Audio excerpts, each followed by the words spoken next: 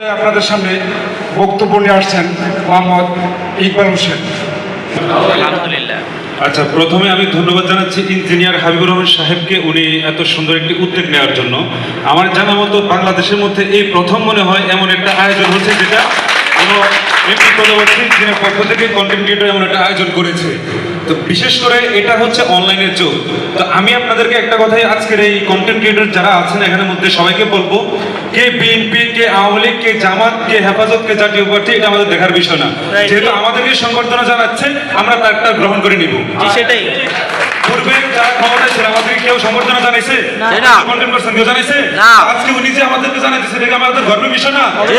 এই বিষয়টা তো আমরা বুঝাতে পারতেছি না কাউকে। উনি যে দলে করবে কিনা সেটা আমাদের দেখার বিষয় না। উনি আমাদেরকে সংবর্ধনা জানাইতেছে, এটা আমাদের জন্য গর্বের বিষয়।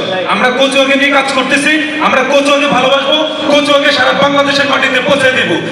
আমাদের চাঁদপুর জেলার অন্তর্গত কোচো উপজেলার মধ্যে আমার একটি আয়োজন হচ্ছে, যেখানে আপনারা আমাকে দায়িত্ব দেওয়া হয়েছে। ইকবাল ভাই, আপনি যেহেতু কোচোর একজন কন্টেন্ট ক্রিয়েটর, আপনি দেখেন, যাচাই করেন কারা ভালো ভালো কন্টেন্ট ক্রিয়েশন করে, তাদের সাথে যোগাযোগ করেন এবং এমন একটি আয়োজন আমরা করতে চাচ্ছি। তো আমি বললাম যে এটা শুনে আমার কাছে খুবই ভালো লাগছে এবং আমার সত্যি কথা বলতে আমার বুকটা ভরে গেছে, যেমন একটা আয়োজন কোচোর মাটিতে হতে যাচ্ছে। আর সেই আয়োজনে আপনারা সবাই আসছেন এবং আমি আসছি। তো এবং আমি যতটুকু জানি ইঞ্জিনিয়ার হাবিবুর রহমান, ওনার ফেসবুক পেজের সাথে আমার, ওনার পার্সোনালিটির সাথে আমার অ্যাড আছে। তো অসহায় মানুষ যারা আছে তাদেরকে তিনি দিন রাত সেবা দিয়ে যাচ্ছে, তার সহযোগিতা করতেছে।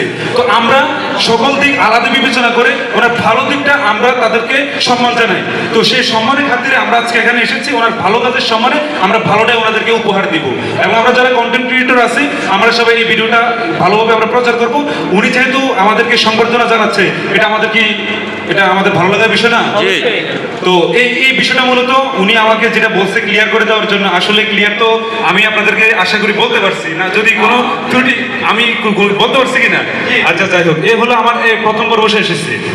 দ্বিতীয় পর্ব আমি যে কথাটা আপনাদেরকে বলবো, যারা কোচো আর কন্টেন্ট ক্রিয়েটর আছেন, যারা কাজ করতেছেন, একটা সময় ছিল যারা অনলাইন প্ল্যাটফর্মে কাজ করতো। যেমন আমি 2019 সালে যখন ইউটিউবিং শুরু করছিলাম, তখন অনেকে আমাকে ভিন্ন চোখে দেখছে, যে এই ছেলে কোনো কিছু। আমি তখন পড়াশোনা করতাম, পড়াশোনার পাশাপাশি ভিডিও করতেছে, কি করতেছে না করতেছে।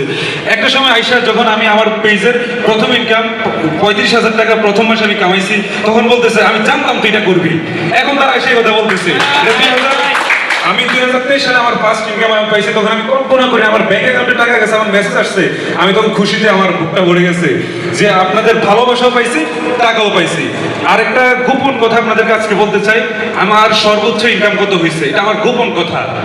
এই কথাটা বললে অনেকে পিছনে লেগে যায়, তারপরে আমি বলতে চাই না, কিন্তু আজকে শুধুমাত্র আপনাদেরকে উৎসাহ দেওয়ার জন্য বলতেছি। আমার সর্বোচ্চ ইনকাম ছিল 13 লক্ষ টাকা, যেটা দিয়ে আমি একটা বাইক কিনছি। ঠিক আছে, তো আজকে আমি কন্টেন্ট ক্রিয়েশন জগতে আসার কারণে আমি এটা করতে পারছি। চাকরি করে কি এক মাসে 13 লক্ষ টাকা কামানো যায়? অসম্ভব।